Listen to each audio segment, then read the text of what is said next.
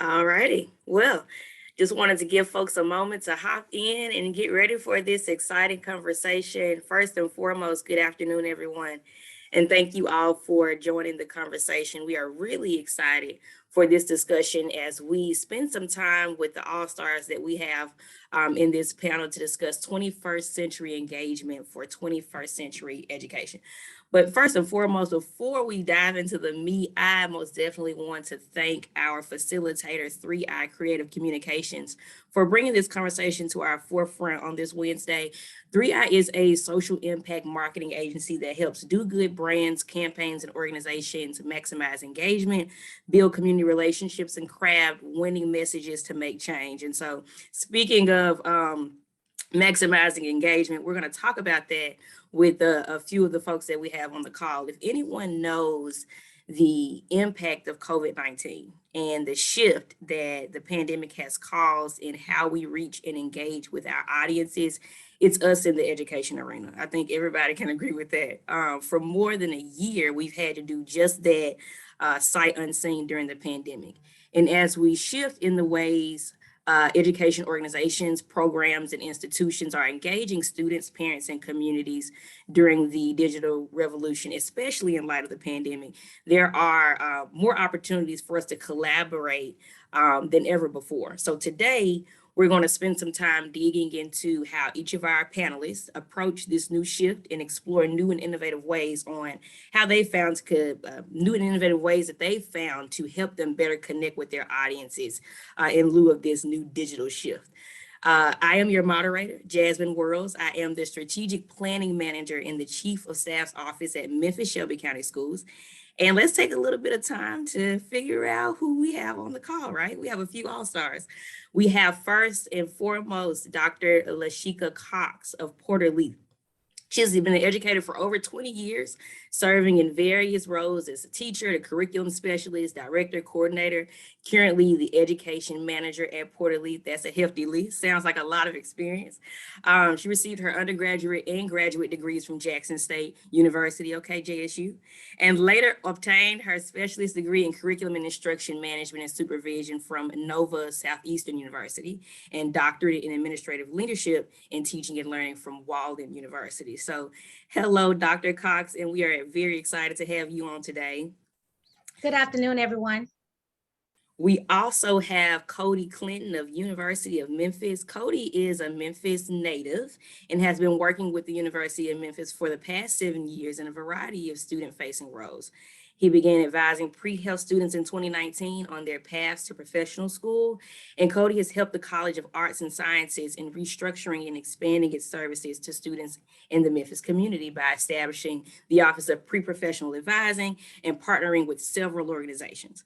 As Director of Pre-Professional Advising, he has expanded resources for students in the form of volunteerism, leadership, and involvement, and in clinical shadowing. So Cody, we want to welcome you to the panel. Thank you for having me. Happy to be here. Happy to have you. And then also too, we have Ginger Spickler of Crosstown High. Ginger is the Chief of Staff and co-founder of Crosstown High. She led a community group through a successful application process in the XQ Super Schools Challenge, a competition to design the high school of the future. Ginger, we are happy to have you. Thank you so much. And then last but certainly not least, we have Sam O'Brien of Literacy Mid-South. Sam serves as the ED of Literacy Mid-South and has been a sought-after community partner and thought leader in the nonprofit sector for his expertise in racial equity and community impact. In meeting Literacy Mid-South's vision of 100% literacy for the greatest Memphis area, I believe in that mission as well, Sam. Sam looks to focus on examining and acting on how literacy lives in public education, how literacy exists in economic development, and push the ways that literacy can empower historically underrepresented populations. Nice to have you, Sam. Glad to be here. Thanks for the invite. All right, so let's jump right in because I know folks are excited about the meat, right? So I know that this conversation is really to talk about digital engagement and how we're reaching our audiences, especially considering the pandemic and the impact that it's had on all of us. But let's rewind just a little bit pre-COVID, if you can remember those days. I know it's a little bit blurry for me, but hopefully you can draw back, right? So before the onset of the pandemic, how had you seen student engagement change throughout your career? What were some of the trends that you had already been seeing in student engagement before the pandemic onset? And I'll start off with, let's start off with Cody with that question. Yeah, absolutely. Thank you so much. So pre-pandemic, working in pre-professional advising where students we're not just recommended to be involved in the community, to get into med school, dental school, vet school, graduate school, they needed these opportunities. So the University of Memphis was already pretty integral and pretty involved in the community of Memphis in terms of placing them in volunteer experiences, identifying partners to make these pathways easier. And prior to COVID, we were doing this with a lens of diversity, equity, and inclusiveness, right? So we were trying to really change what healthcare was. Coming into COVID, that became exponentially more difficult, right? Just clinical shadowing, getting students experience in a clinical setting, getting volunteerism in a hands-on form with a lot of the uncertainties, a lot of the costs associated with PPE became it became not possible in an extent. So the University of Memphis, though, as all of our institutions have done, adapted very quickly. So we switched to different online learning tools, and prior to COVID, we were already our Global program, for instance, expanding our level of online only students, our global presence, not just within the country, not just within the state. We'd already been expanding in that direction. So we were actually positioned extremely well to move into this field. We were already partnering with services like EAB prior to COVID to get analytics on students, to be able to reach them through their mobile phone, offering constructive courses, even science level courses in a digital format.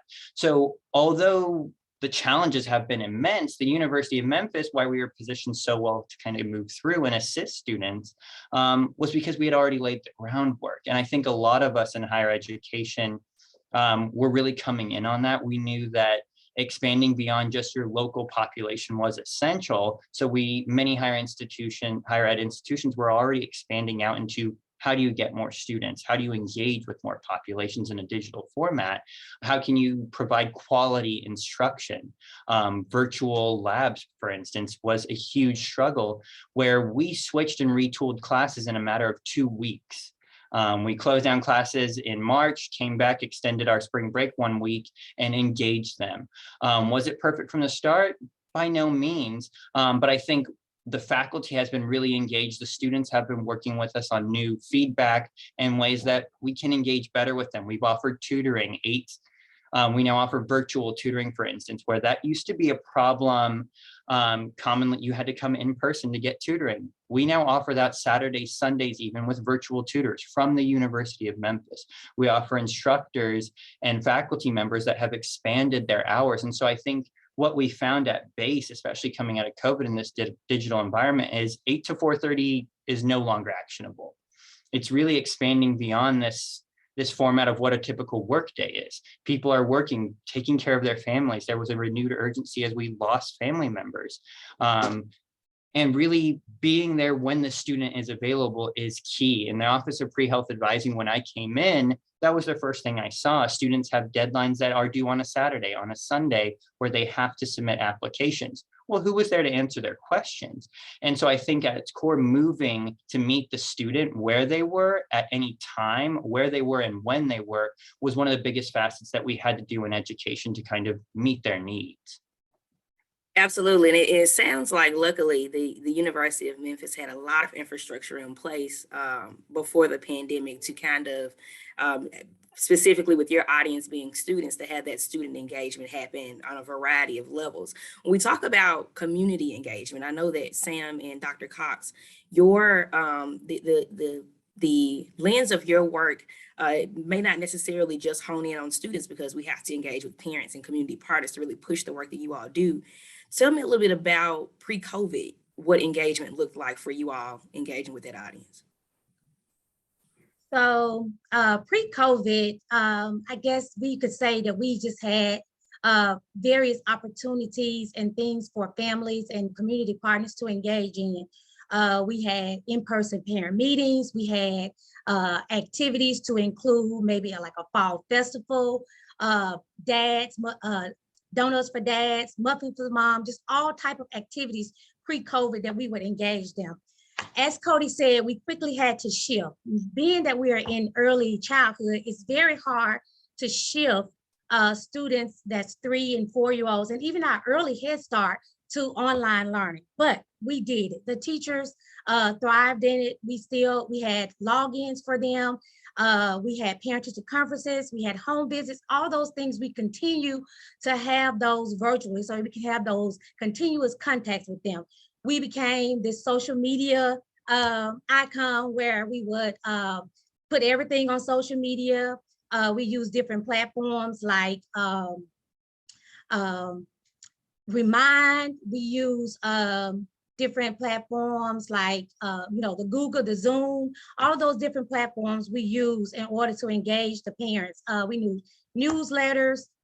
We use Class Dojo, which is one of my favorites, because with Class Dojo as a parent and as an educator, the teachers were able to upload information, videos, connect with parents. If someone didn't answer an email, it showed you that they did not answer it yet. So you were kind of worried about how to get them engaged. So we use a variety of things to get them engaged. And so we would send that communication. We would call them on the phone. We couldn't do actual home visits during the COVID pandemic, but we made sure that we logged in, called them, text messages, and did whatever we could to keep them engaged in that. And so we had did virtual field trips. We still had parent meetings where we will provide resources to the parents about where we are in this stage. A big thing that came out during this pandemic was the social emotional health of the students. And so it was very, very, very important for us to make sure that not only our staff had the social emotional awareness that they need, but also our students and parents. So it was very important to us. So in the midst of us communicating with our parents, we will have a check-in daily to say, hey, how are you doing? What do you need from us? What can we do as an agency to make sure that your family have the necessary tools that they need? And so where we are today, we are using some of the things that we have in the pandemic because we see that some of those things work for the parents. Parents can't come to different activities. So we offer them an opportunity to log on virtually, to participate virtually, to volunteer and do things that's not usually done in a different way. Then we are finding that we're having more engagement among our parents because we have different outlets and other ways that they can be involved other than just coming to the center. And so we're slowly opening back up and we're slowly letting parents back in so that they can see those teacher-child interactions and so that the parents and the teacher can communicate with each other. And so we can bring that family atmosphere back together. But we continue to make sure that we had those constant communication with them and just made sure that the social emotional health of our children and families was at the forefront of everything that we did during the pandemic and now post-pandemic to make sure that they are okay. Absolutely. I think one of the things that you just kind of helped to pull out is that engagement, especially during the pandemic, a lot of it was digital, but a lot of it was still true direct engagement as well. It just had to be innovative around how we carried that out. So I want to pivot just a little bit. I think those are all great nuggets. For you, Sam, when we think about some of the things that Dr. Cox just talked about, just the innovation that has happened around technology, I think back when, I'm probably one of the youngest people on this entire call, but I remember having, paperback report cards and hardback textbooks, and Ginger probably can speak to this as well. But now we have digital report cards and digital textbooks and push notifications, to your point, and Blackboard.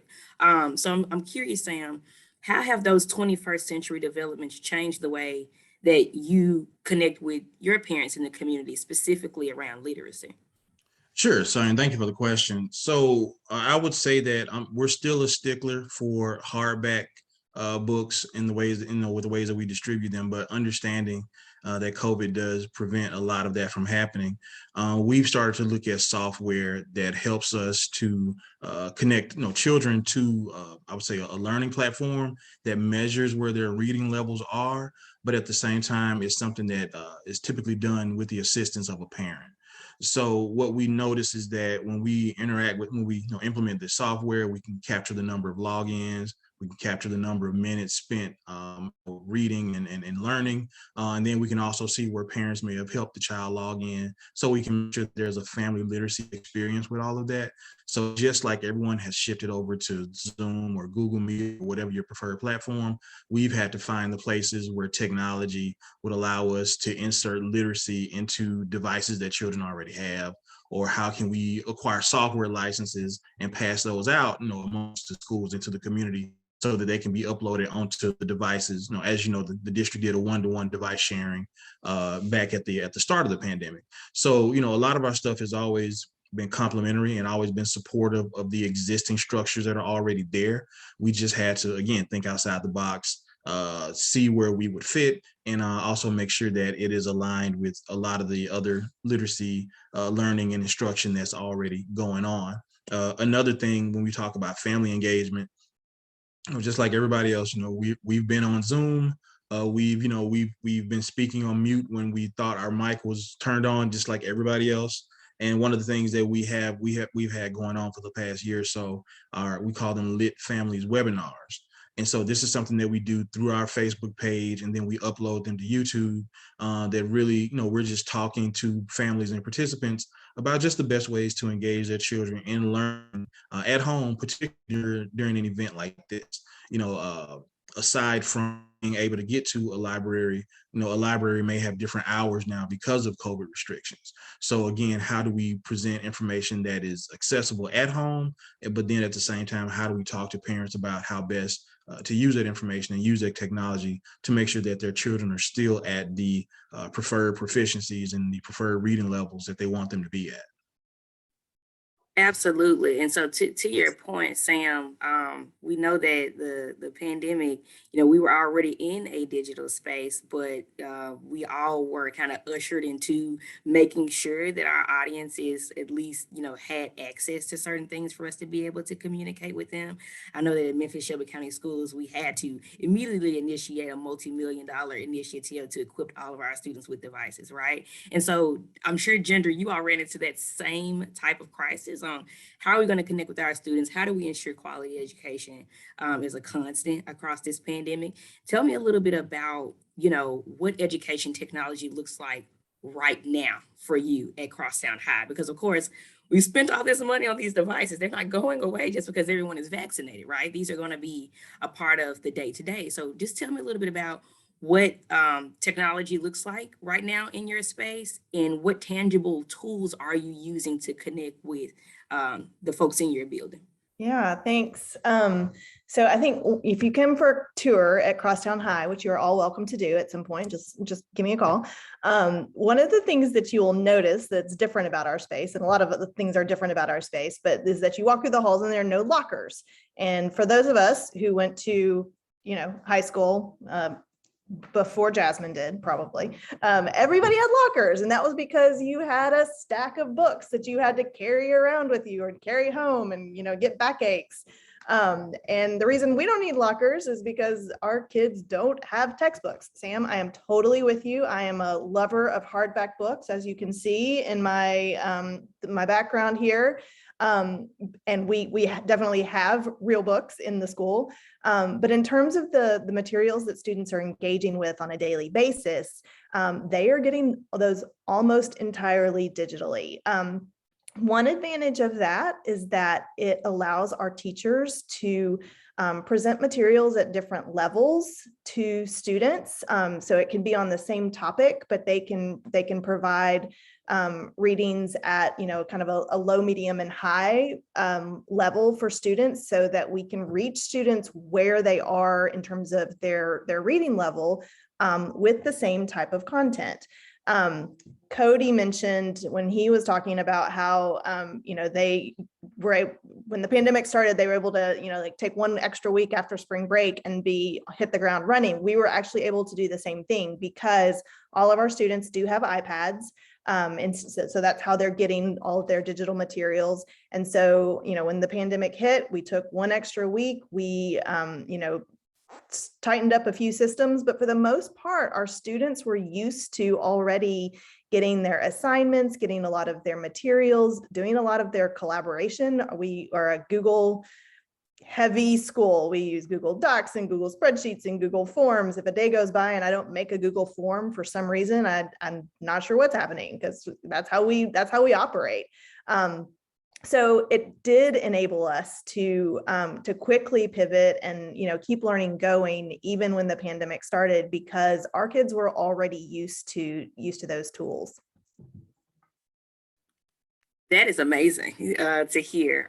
So you all were just able to pretty much use the pandemic as a way to dig deeper into the tools that you already had, which For is sure. an awesome thing to be able to do by already having that infrastructure.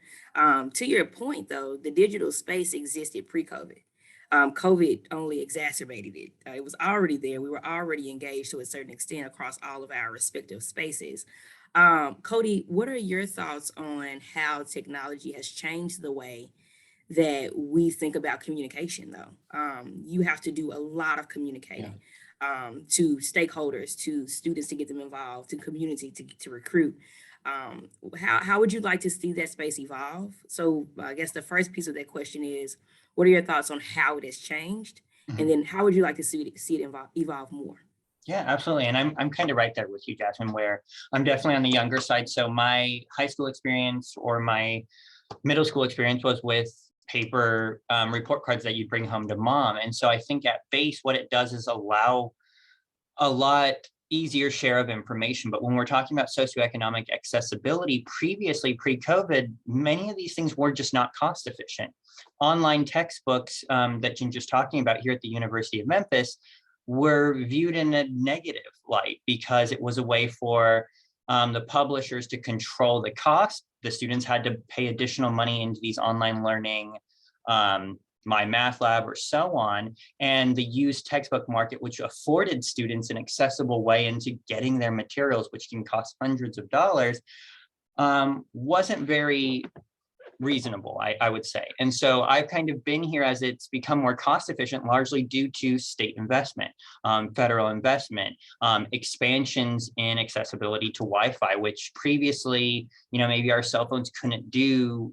Some people would have cell phones that weren't full iPhone capable, have 5G or so on. So I think the expansion and infrastructure just at the federal and state level has been fantastic. We've seen historic funding in terms of higher education for the first time.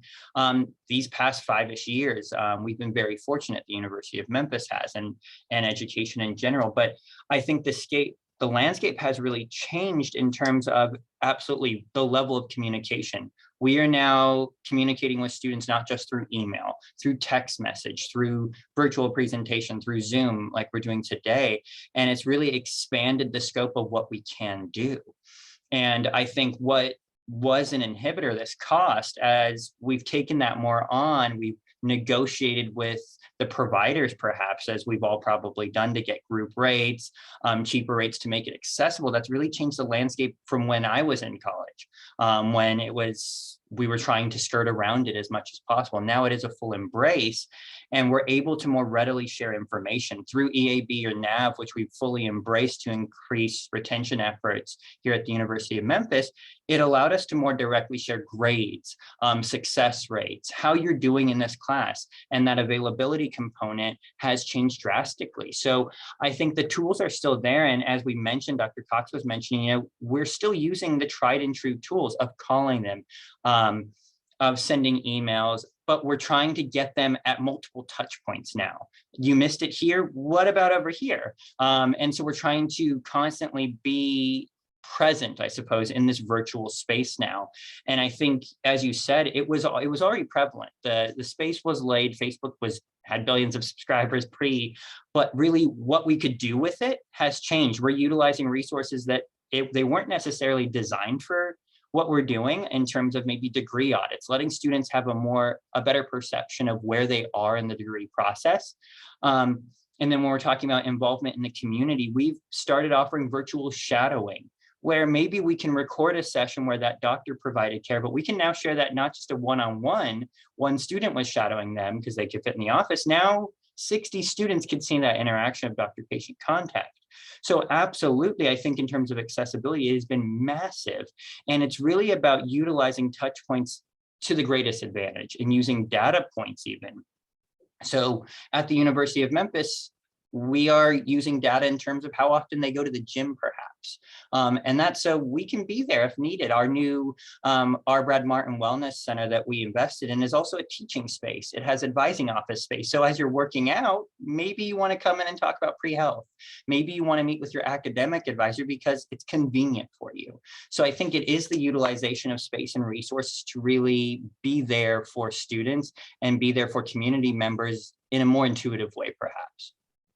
So Cody, I know that you've mentioned EAB a couple of times, and I think we have a link dropped on that resource. and but you also just mentioned NAV. So if you could apologies. give us a rundown on NAV. EAB is an interactive system that we use to both communicate with students, track students. It's how we do all of our appointments here at the University of Memphis. It does degree planning, and it also tracks data points to the thousands. We can see the number of times, like I said, they go to the gym, the number of times they have used their dining dollars to buy resources on campus. And so EAB Navigate is what it's actually called. And so it's changed names a couple times as we've repositioned. And so we had actually the University of Memphis invested in it after Georgia State did successfully. And so it was a tool to increase retention rates where we could see where is the student currently succeeding. And let's map out appealing to those successes. Instead of moving the student against their grain, let's talk constructively, bringing in more people. So we can do group chats with instructors, myself as a resource advisor. Perhaps that's going to be CARES. We can bring in tutoring resources where we connect them in a digital space. Then we're all revolving around the student and we're offering different resources and connecting. Okay, you're helping them with this. Well, I can help them with this. And so it kind of made it more transparent, I suppose. And so we've been really great supporters of EAB and early investors. We had invested back in about 2017, I believe. We piloted it at the Fogelman College of Business and Economics here, and then spread it out across campus very rapidly. And it has just been a tool to kind of capitalize on this interactive digital space for sure. So I think that, the same type of concept you just mentioned around digital shadowing, I'm sure Dr. Cox has probably used something similar with digital field trips by taking this experience and making it shareable. So that even if you weren't there at the exact moment that we conducted this experience, you can go back and revisit it and have that same type of impression as well. And so, Dr. Cox, do you want to just speak about the same question for Cody around, how you have seen your impression change and how you expect for this space to continue to evolve? So how are you continuing to press into your parents, to the community partners, to the community in general, to make them aware of Porter-Leath's services? And how do you expect for that space to continue to evolve around engagement? So Jasmine, before I get to that question, Cody sparked something that I just wanted to just touch bases on for a minute as it relates to early childhood and that digital space. So we all know that we have development appropriate practices, and they said that, too much technology and on the screen is a lot, and during that COVID time, we know that we had to spend that time so that we can interact with those children. But now that we are in this age of digital, we are trying to make sure that we are able to integrate the technology into the lesson so that it's an extension of the learning, so that it won't be that they're just sitting there all day and all night doing certain things. We also use the iStation, which is a digital assessment that does literacy, cognition, letter recognition, listening comprehension. And the students are able to engage in that program, and we're able to track where they are, whether they're in tier 1, tier 2, or tier 3, to determine what type of support we need in those areas of like letter recognition, listening comprehension, and vocabulary. So I just wanted to throw that out to just let the audience know that it's not really development appropriate, and they are saying that we only need about 20 minutes a day on that. And teachers use different platforms to play like music, so to get the gross motor in, like I say, an extension of the learning to integrate. But back to your question on how we're engaging the parents, we're continually sending emails, text messages. We're continually sending things through our Remind, as well as our other platform I told you that we like so much, which is I lost my thought. The Class Dojo? Class Dojo, yes. About the Class Dojo. We have a really good development department that makes sure that whatever goes on the internet is appropriate. And so we are engaging our families and community partners in all type of ways. We're getting the word out. We are recruiting for our summer program. And so we have people on the ground running, to get enrollment in our summer program and all the other programs that we have, because we do have, early Head Start, which is our babies from 6 weeks to 2-year-olds. And then we have our preschool program, which is our I guess we have infants in our preschool program as well. And then we do pre-K, and then we also work with community partners to make sure they have those. So just getting the word out, flyers, word of mouth, social media, different volunteers that come in.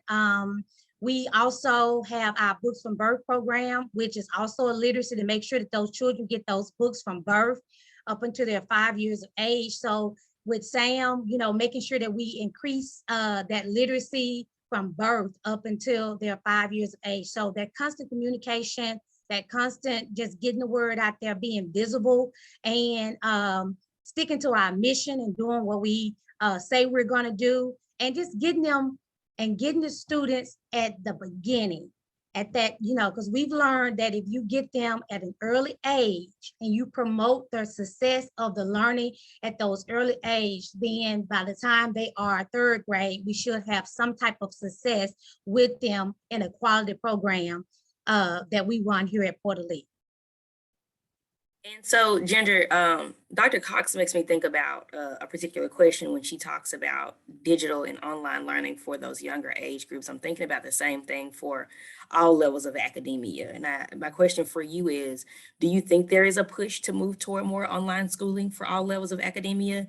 And if so, are there specific tools that you can see being just really influential in the forefront for any classroom or any educational space for engaging with students? Yeah, so, I think, I work with teenagers, and developmentally, teenagers are one of the ways that they are developing most is socially with each other at that age.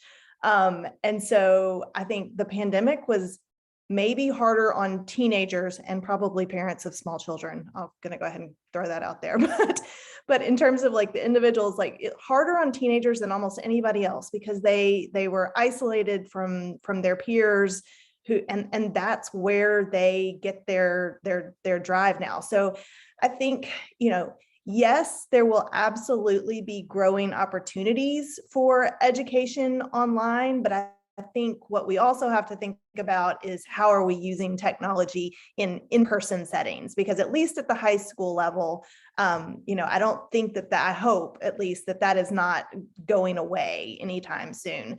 But we have seen, several things that, have become more natural to us, I guess, since the pandemic. What we're doing right now on Zoom, we're a project-based school at Crosstown, and we engage with community partners pretty much constantly. And it used to be like, well, we have to find a time when they could come in that met with the class period, that was all physical in person. And, learning that, hey, Zoom is actually super easy, and we can connect not just with the community partner down the street or in the concourse, but a community partner across the world through the medium of Zoom has been kind of enlightening in terms of, and it's not that it wasn't possible before, but it just seems so much more accessible now. I think that, again, like, I hope that learning is always a contact sport, that we are doing that in person. But our kids they're digital natives, and they don't even think about technology, right? It's just what they live and breathe. And I think their norm. yeah, the shift that I hope that we see in at least in secondary education is going from students being more passive consumers of technology, whether it's just, just watching things or playing video games, which that can be interactive, but actually using technology to create. This is great timing. I was on a tour today with junior achievement, and we were visiting sites around the city where people are using technology. I was at Arlington High School a little while ago and being introduced to their biostem program and their cybersecurity, and even things like machining and welding. And we went to Aero Creative and saw where people are learning to use sewing, like high-tech sewing machines to create. And so how do we get learners of all ages, honestly, because those little kiddos at Porter-Leath can use technology to create things.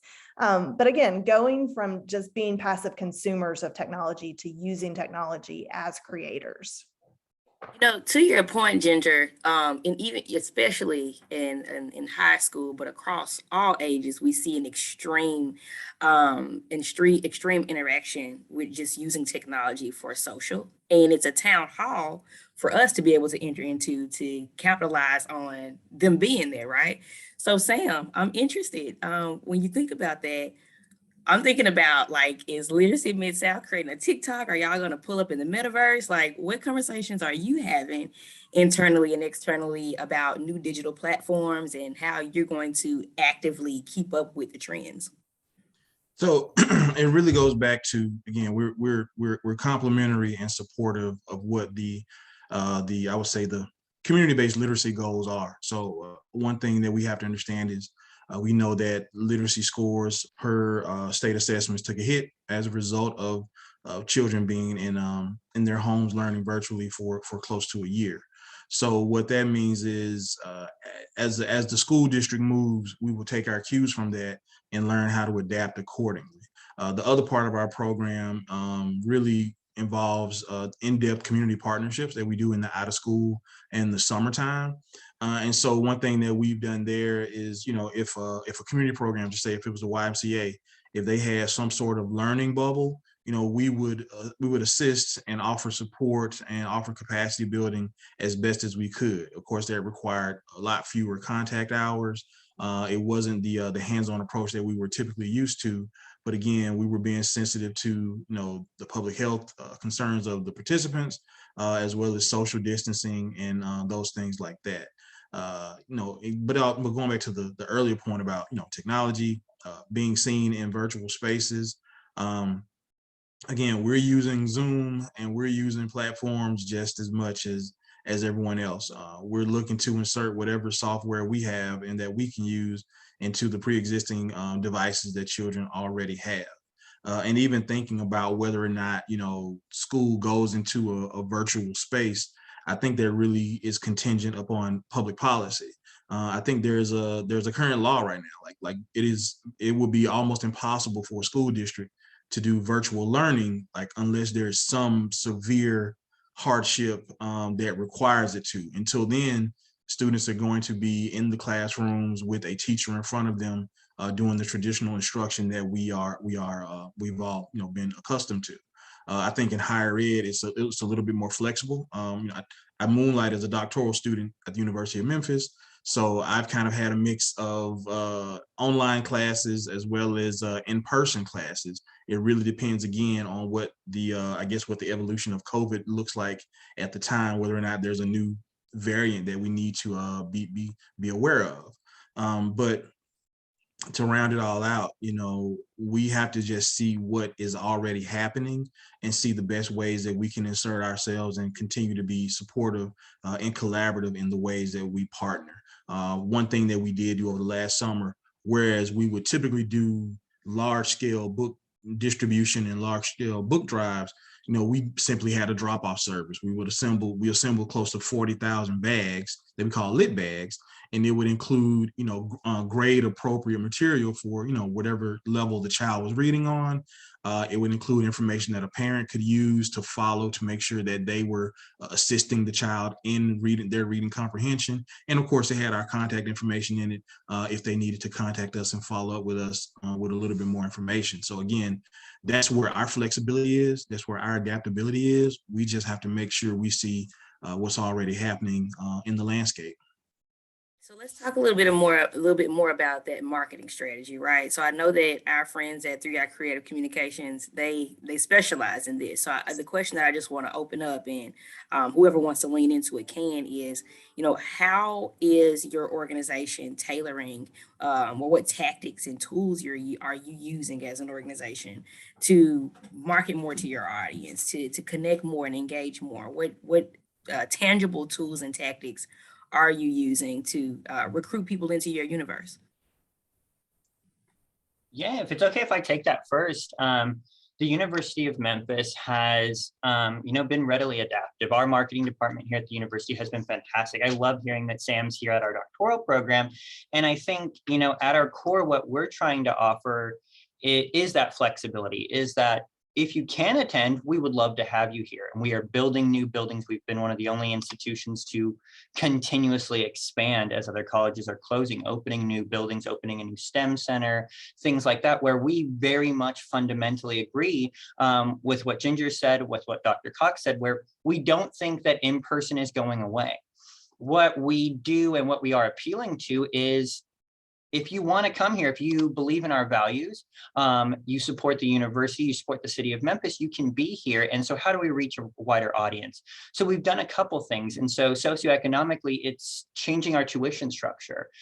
We used to be on, and what's traditional as an in-state, out-of-state structure. Well, we reduced that because more of our students are from out of state. We're appealing to more students, not just in the Memphis area, but on a wider breadth of, do you believe in our values? And that's what I think institutions are now comparing. If you have a choice, where do you want to be? What is the support system? What is the environment that supports you and your academic success, right? So we've expanded our marketing in terms of our partnerships with the FedEx Life program, with Amazon, with Methodist, to make sure that their workers can get experience, can get education in addition to them working. We've expanded our affordability in terms of accessibility as we market out. We've had the lowest tuition increases across the state for a number of years now.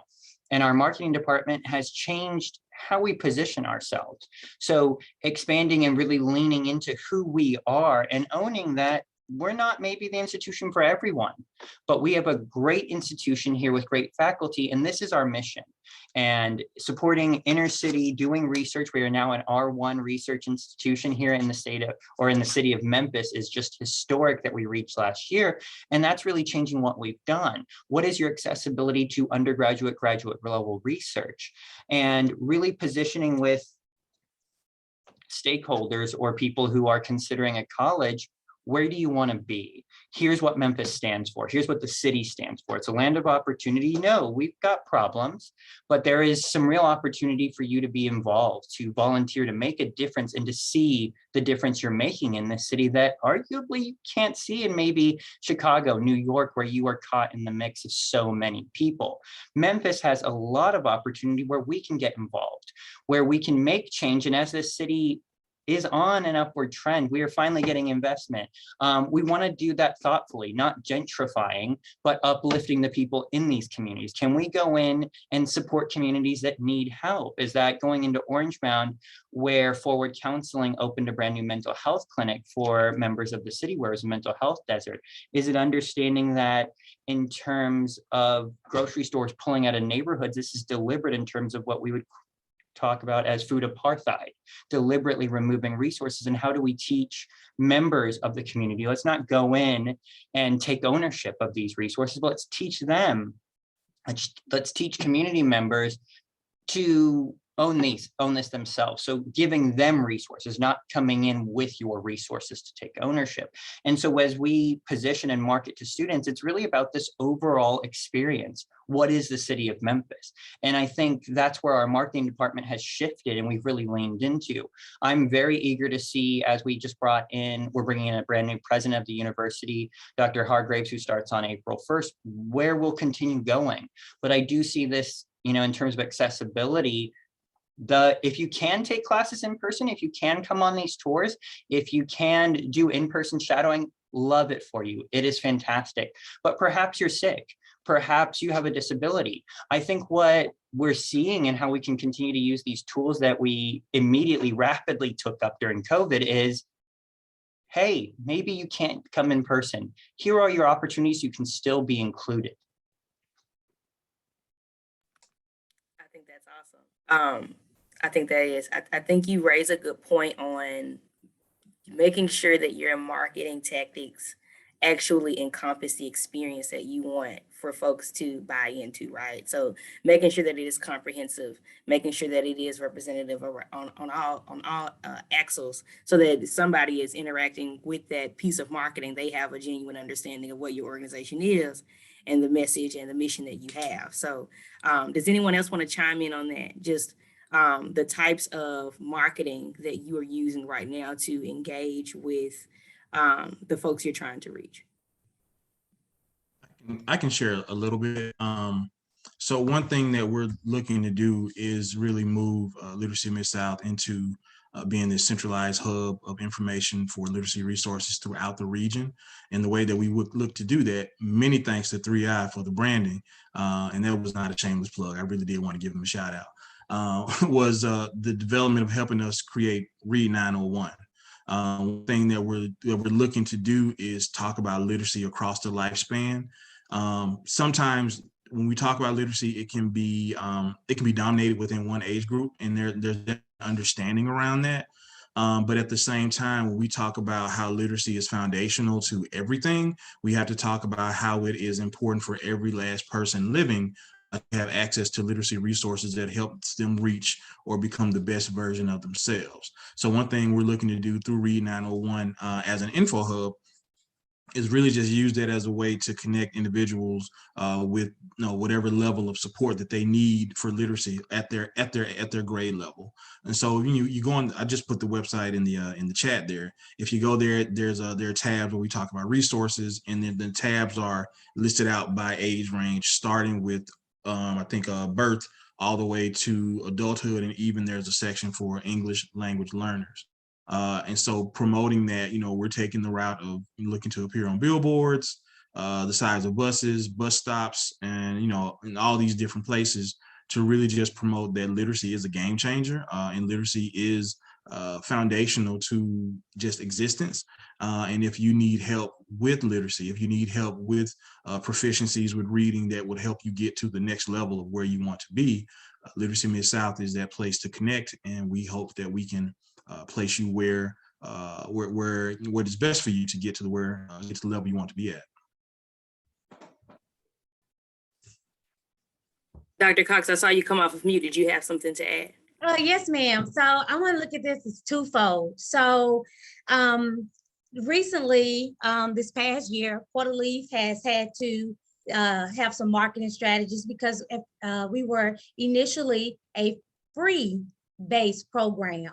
And so we had to make some shifts to a fee-based program. So we are all trying to learn the different strategies of how to promote what we're doing to make sure that parents are aware of what's going on in the classroom, where we have the different centers where they are engaged in, and the staff being able to understand and being able to promote what it is that's going on in the classroom on a daily basis. So while we're giving children an opportunity to play in the classroom, we're learning through play, and being able to show that and articulate that to our parents and the community of who we're trying to reach.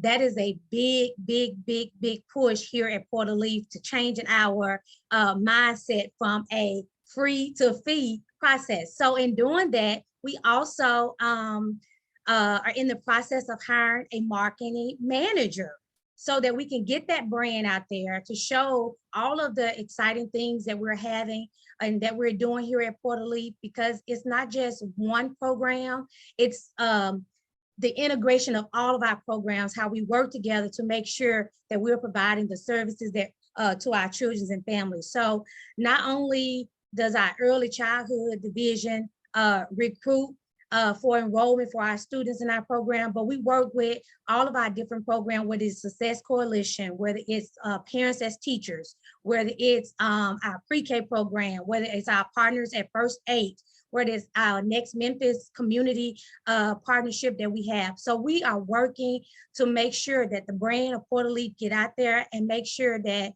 the families know that the brand has not changed. We're still providing quality, high quality childcare for all ages, 6 weeks to 5, making sure that the children are ready for kindergarten. So we are so excited about the new changes that we have here, and we're embracing it. And we're almost in our first year, and so we're continuing to make sure that we get the word out there. So spread the word. We're looking for new partners. To your point, word of mouth is it's always always a quality way to get people engaged. I definitely want to just let all of the participants know that in the chat, the 3i team have been dropping some amazing links to a lot of the tools and platforms that have been shared throughout this conversation that may be resourceful for you all. So make sure you tune into the chat. I'm going to pull a couple of questions from the Q&A, but just before I do, I will follow your steed, Sam, and just say, the 3i Creative Communications team does specialize in marketing and increasing engagement and magnifying messages for intended audiences and core audiences. And so if you are an organization that is on this call is thinking like, hey, how do I take these cool tools or tips that these awesome panelists have talked about? How do I implement that? I may need a little assistance to do so. I'm sure the 3i team is ready and willing to help. And so I'll pull out a couple of questions from the chat. One of the ones that we have here is someone is asking, what do you think about gamification for education? So kind of to the point that we made earlier about students in particular being in the social arena and really being pulled into gaming. How do we intertwine gaming in the digital space with the messages that you may want to use to reach students? So what do you think about the use of gamification in education? Do you think we have a real opportunity to capitalize on that? And I'll open that up to everyone for whoever wants to jump in on it. Well, we actually have an esports gaming team at Crosstown High, which every time I'm giving a tour and say, this is what that is, I don't know anything about it other than apparently you can get college scholarships now for playing video games, which is just mind-blowing to me. But yeah, so there's definitely, anybody who has teenagers, I have 2, knows that it is an integral part of their lives. And so, to the extent that we can provide opportunities for that to be productive, that's great. But also I do see that happening in our classrooms, not to the extent that I think it could. I think that there's definitely room for growth. But kids' brains have been kind of programmed that way at this point, that we level up and we're collaborating on teams as we play these multiplayer games. And so that can totally transfer to in classroom learning in a productive and sometimes more interesting way. That's awesome to hear that y'all have that program. I might have to slide over and see what that's about. Yeah. So I'll open that up to at least one other panelist to answer before we pivot to the next question. Just what are your thoughts around gamification in education? Is that an opportunity that we have to capitalize on? Can you foresee some innovative ways that we can really engage students through gamification? Yeah, I have a quick answer to this too. So here at the University of Memphis, we're using resources, and I know we commonly, the perception on video games, we have an esports team, like you were mentioning, Ginger and Sam said as well, that you can get endorsements for.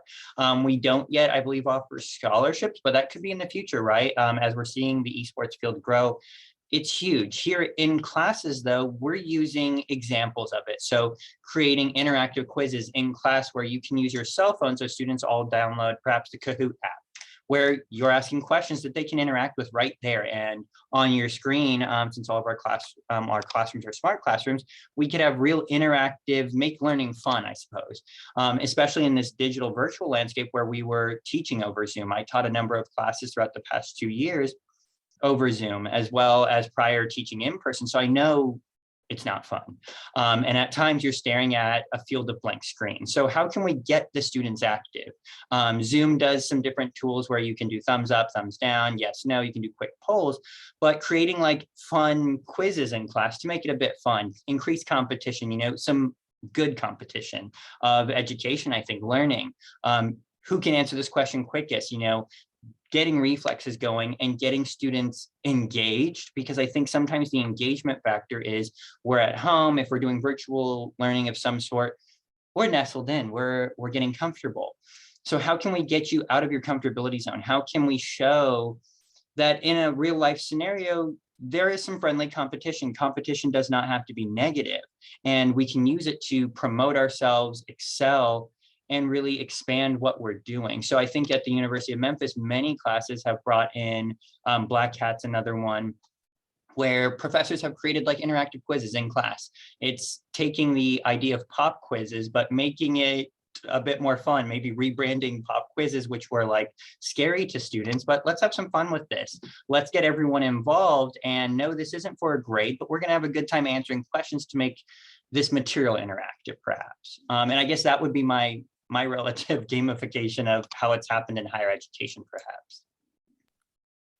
No, I think you're absolutely right. When I think about just, you know, attention span is a huge thing, and gamification can be a great way to make sure that we are continuing to keep students engaged for longer periods of time, since gaming is already something that has captured their attention already. You know, we know that it's a space where they already lean into. So I think you're absolutely right. So I just wanted to, we have another question or two, but I know that I want to be respectful to all of the participants' time. And so what I want to do is just to go ahead and thank, first and foremost, 3i Creative Communications for facilitating this conversation around this interesting topic. But I also want to thank you, Dr. Cox, Sam, Cody, and Ginger for coming on and sharing the wealth of knowledge that you have on this call today. We have 3 more Ignite series coming up. So if you have tuned in and you have appreciated the information that you've received, I know that 3i hosts these series, and they spread them out across different arenas and different industries and things like that. So there may be Ignite coming up that you want to plug into as well. More info is on these 3i website that I believe is plugged into the chat as well. And if you have not already, go into the chat, capture those links and those resources that have been shared, because those are some that you could implement in your organization to really innovate how you reach not only your audience, but the community and other stakeholders as well. And so with that being said, I want to thank all of our panelists today for joining us and having this conversation. Once again, thank you, 3i, and thank you to all of our participants for tuning in. We look forward to seeing you at the next Ignite. Are we answering the questions in, I know one of them was actually directed to me. Should I answer it? I'm sorry. You can. I'm not sure. I guess someone from the 3i team can let us know if the Zoom will stay up as folks phase out. And if you wanted to plug in an answer to it, I'd say go for it. Oh, okay, rocking.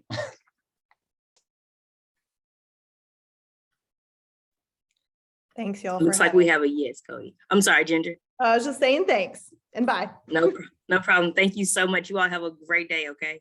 You too. Thank you, guys. Hi, and then I would be happy to answer the question. So the question is, you were talking about how we should focus on creating opportunities and bringing in resources that aren't managed by the contributor, but allowing students to take that right of leadership. How should we go about bringing in these resources? Should we start from virtual perspective, in person, or both? And I think at base, if you're still here, it really is a collaboration of bringing in both of these, right? I think it is not going to go forward, nor is education in general going to be able to reach new heights unless we're utilizing both tried and true methods where we have data points that show this is successful in terms of retention, in terms of getting to graduation, in terms of realization of goal, whatever that may be. But then bringing in things that might have been off the books, right? Things that made us uncomfortable before. I use the example of digital shadowing, and is that a reasonable experience for maybe a pre-med student, a pre-PT student? Is it the same as in-person shadowing? No, by no means. You're not getting the sight, touch, sense, smells of perhaps a real wound, a real doctor treating someone, a real burn victim perhaps, right? But it still can be absolutely educational. So I think it's us moving into an uncomfortable space sometimes and questioning things that we have dismissed previously and opening the world to how can this still be constructive? So as we're working with students to allow them to take ownership of who they are, getting leadership and involvement experiences, getting volunteer experiences, creating new experiences, creating new student organizations, creating new community organizations. I think we do that, you know, in terms of how we start, whichever means they're coming from. How can we, then I think it is a process of building around it. You know, we work with students who are only online. So how can we get them some leadership? How can we get them volunteerism? It's really collaborating to build out around that student need. And it's kind of taking stock of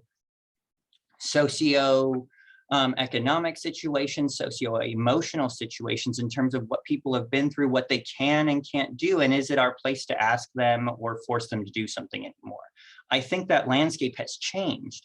And I think in terms of higher education in particular, where we have options, it's asking the question of, can you? And if not, here are some other opportunities. So I think we start this process by building around need and really working with the student to identify how can we maybe expand out on what we used to think was volunteering.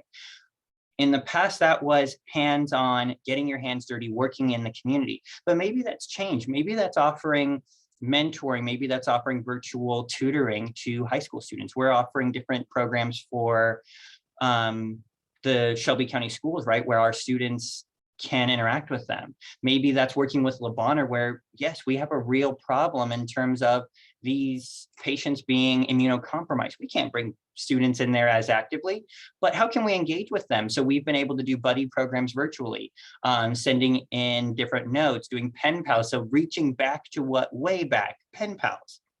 That's an interactive way to engage with community members. And I think it's really working, like I said, at base, just with what that student need is. And I hope that answered the question a bit well. The other question, I could probably answer that too. Do you think digital learning will give a negative impact on in-person business skills later in life? So I used to be the business advisor or I was advising accounting students for 3 years at the Fogelman College of Business and Economics. And so I can tell you outright, the soft skills are just as important as the education, right? You know, can you be professional? Do you have a resume built? Can you handle, we teach them at Fogelman how to do perhaps a lunch interview. Can you do an interview while eating? So these soft skills of just communication. When we're talking about literacy at its foundation, right, that empowers our community for autonomy, right, to make autonomous decisions, both in their healthcare, in their decision-making processes, community-wide, statewide, nationwide, globally. So literacy is so fundamental. And then when we're getting into the soft and hard skills of business, of getting a job, I think the landscape has changed in terms of job. More and more people want to work from home. But then also we found, there was recently a study in Bloomberg that said that 70%, so we had the great resignation. And what we're really finding is it's a great migration. And it's people looking for something different. And the grass is always greener on the other side. And they found that 70% of people that switch jobs actually regretted it and wanted to go back to their old job. And so what we had was Susan left her job and Billy took that job. Both of them were looking for the same thing and they're finding it's not that much better. And your institutional knowledge and your ability to work with your managers or your stakeholders might have been the better option if they were willing. And I think as business leaders, the University of Memphis is kind of pivoting this way. It's to retention. We have to do more to retain our community members, our workers, and our workforce rather than say, okay, you don't want to be here, goodbye. Well, no, we spent time training in them, investing in them. How can we utilize them and how can we support them and maybe work with them on a more flexible path? And I think that's important, but absolutely, I think these hands-on skills, I think the digital space isn't quite there yet in terms of the skill building for your business life. The Fogelman Complete Professional Program was very hands-on pre-COVID. They did pivot, and so we are doing full digital resume building. We're doing full digital mock interviews. I conduct them for pre-health students. We conduct them for graduate students. We conduct them for students just entering the workforce. Every one of our Memphis students has a number of career counselors that can assist them with that. So we can tackle some of this. And I think technology is still chasing some of maybe these soft skills that we just aren't there yet, but we've seen leaps and bounds in terms of what we can do just from the biomedical engineering side, where access to healthcare through telehealth has changed drastically. We can now get vitals sent to a doctor. We can offer psychiatric care to a level that we could not offer before. So I think we are catching up to that. But there's still a bit of work to do on some of these business skills that people don't have. But then in terms of accessibility, once we get there and we're working on these programs to offer them more dynamically, we'll be able to offer them to more people. You don't need to come to a university to get a job, perhaps, right? But how can we offer seminars and skill building just for the general public to make you a stronger worker? And so Google's offering different courses, Zoom offers different courses so that you can build your skills. We know that you could do data coding classes, a 6-month program, and get a job paying $70,000 right now, right? Love it. And so these pipelines and these different informal forms of education are very important in today's society and going forward. I hope that All answered right, that there question you have too. it. So if you stuck around for the dessert from Cody, you were in for a treat. Cody, thank you so much for those remarks and answering those questions. I'm pretty sure those participants appreciated it. Thank you so much. Thank you. Well, with that being said, we will close out. Hope that you all have a great day, and we'll see you at the next Ignite. Thank you as well.